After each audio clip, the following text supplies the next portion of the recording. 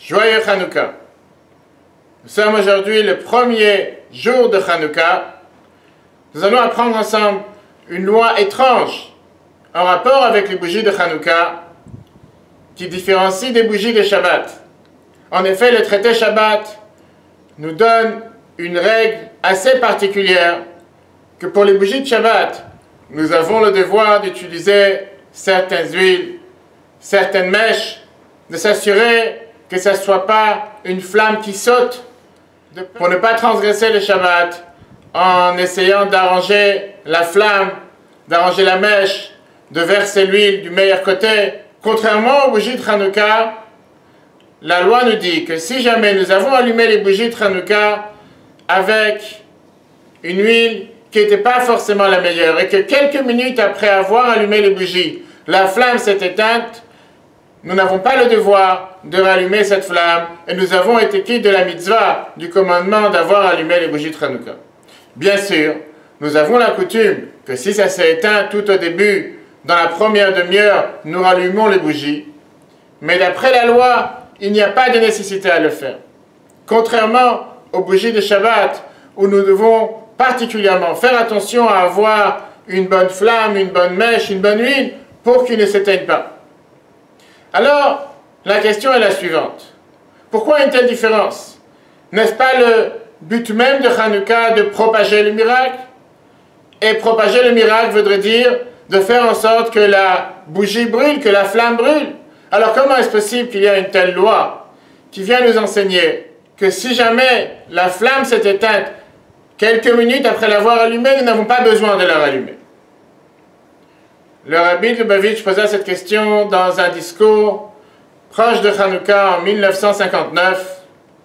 Et voici l'enseignement et la réponse merveilleuse qu'il nous donna pour comprendre quel est le but même d'allumer les bougies de Hanouka, mais quel est l'enseignement particulier que vient nous enseigner cette fête.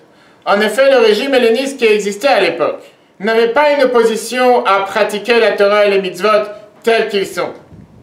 D'ailleurs, si nous faisons attention aux mots que nous utilisons dans la prière, que nous avons commencé à dire depuis hier soir, à l'Anissim, qui est rajouté pendant les 8 jours de Hanouka, nous rappelons, nous faisons allusion à ce régime qui existait, qui voulait nous faire oublier ta Torah, et il ne voulait pas que nous accomplissions tes mitzvot.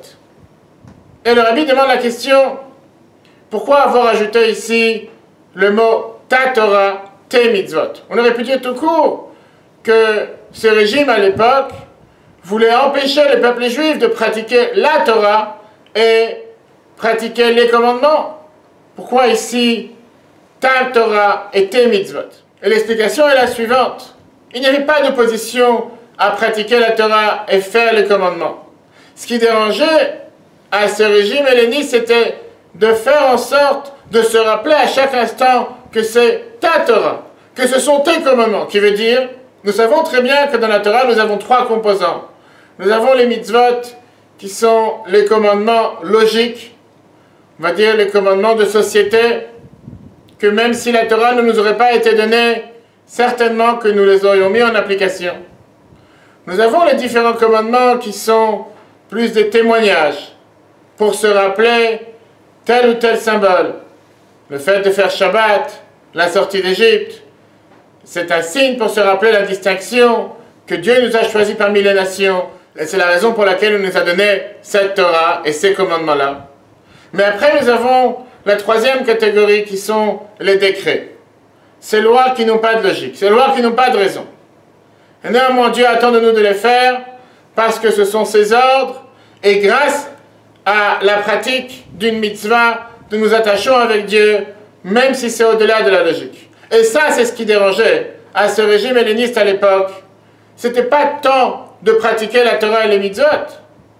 Tout le temps qu'on faisait une mitzvah logique, tout le temps que c'était quoi que ce soit qui pouvait être compris par le cerveau humain, il n'y avait aucun problème. Mais à partir du moment qu'il fallait faire quelque chose juste parce que Dieu l'a demandé de le faire, juste parce que c'est quelque chose qui n'a pas de logique, mais c'est ce que Dieu il attend de nous de faire, ça ils étaient contre. La raison pour laquelle, dans la prière, nous faisons allusion à ce point majeur de ce qui s'est passé à l'époque de Hanouka, du fait qu'il voulait nous faire oublier que c'était ta Torah, qu'il voulait nous empêcher de faire tes commandements.